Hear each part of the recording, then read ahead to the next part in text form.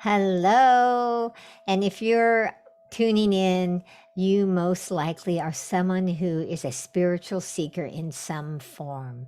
So I rang the bell because in India, it's a tradition where people in the front of their doors have bells sometimes and they ring them to say, "Hello God, I'm here." So I rang the bell here to just kind of have the experience of saying like, "Hello God, hello divine presence. I'm here, you're here, we're here. We're here to have a mystical experience." So I want to talk today about, are you a creative mystic? And what is a mystic? Okay. I myself consider myself a creative mystic. And two of my most favorite things to do and to learn and to experience are mysticism and creativity. So a mystic to me is somebody who is wanting to have direct experiences of the divine presence. You may call that divine presence God, Buddha, Allah, the universe, spirit. The name doesn't really matter, but it matters what you're wanting to experience in connecting with something is bigger than your body, your little self. So the divine presence can be any form. There are these particular aspects that when you're on the yogic spiritual path that are considered the aspects of God, or whatever name you use, the universe, Buddha, Allah, but those are calmness, peace, joy, love, wisdom, power, light, and sound. And as a mystic, you're desiring to have those experiences of the divine, of maybe inner peace, inner joy, inner love, where it's like that you just love yourself, you know, inner power, not power over someone, but, where you own your power, your greatness. It's one of the things I talk about here with being a creative mystic is, greatness is within you and it's time to let it out. And I say that because I truly believe every human being has greatness within them, but we have all these things that cover it up and prevent us from letting it out. So the creative mystic has curiosity, curiosity about every event that's happening in their life and how can they actually grow spiritually and have their own divine experience, expression of whatever you call your higher power. Now that's the mystic part. What's the creative part? Now, as you can see, if you happen to be watching this on YouTube, if you're not, if you're just listening, you can, behind me are all my different sacred art portals.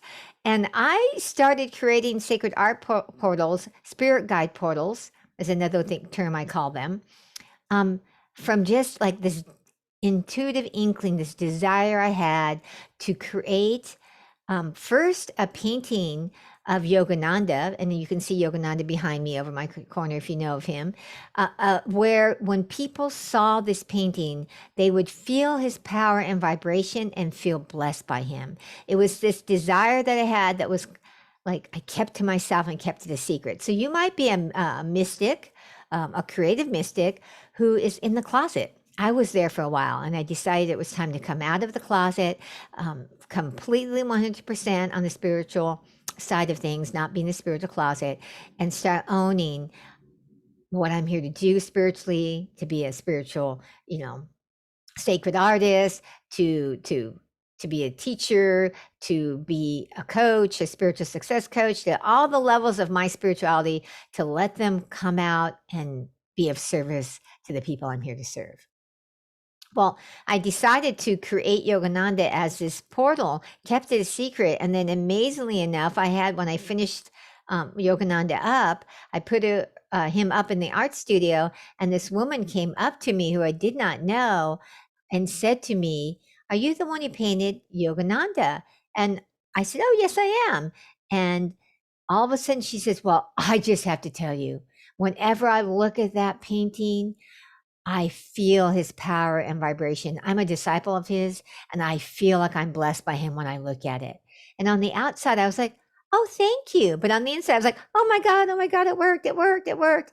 And so from there, my whole like being kind of went into, I want to create these sacred art portals that are doorways to people having divine expressions, divine experiences, the higher power in all different forms. So I get these visions now where I have spirit guides come to me, and when they come, I know they want to be coming out in physical form in a painting in a portal. I do these by oil paintings, and I create them into these portals, these spirit guide portals.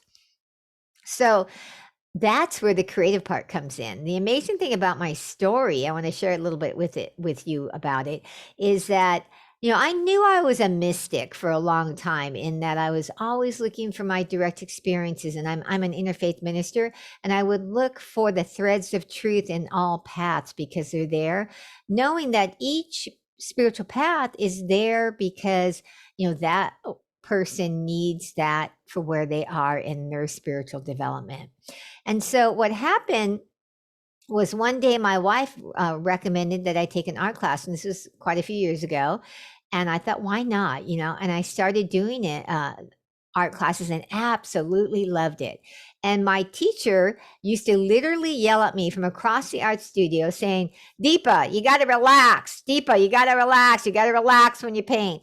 And because he said that, I started bringing together my spiritual practices, being a yoga teacher and a meditation teacher, also with my art, with my creativity. And I brought that into being, where I created a whole ritual for myself to relax, but also to be in that divine flow so that I could create my paintings into these portals. Now, I'm giving you a really Reader's Digest version. The story is much longer, but I don't want to take up the whole episode on this about my story. I want to talk to you more about whether you're a creative mystic or not, because a creative mystic brings that spiritual curiosity, I would say, of wanting to have your own direct experience together with the creative power that you possess, because we all possess the creative power. We all are really a divine soul, a divine being. We're a spiritual being having this human experience in the body, but we forget, and we don't know it. So creative mystic is combining together creativity and mysticism to have their divine experiences, their direct experiences, and to go out and make a difference in the world somehow. So I believe that everybody's here for a purpose. Okay, you're here to have fulfillment and meaning. And the creative mystic is actually using their curiosity, creativity, and spiritual desire to grow, to step into that purpose, to become a light in the world, to expand into their fullest greatness of themselves that you're meant to be. Because you have greatness within you. You just have to let it out.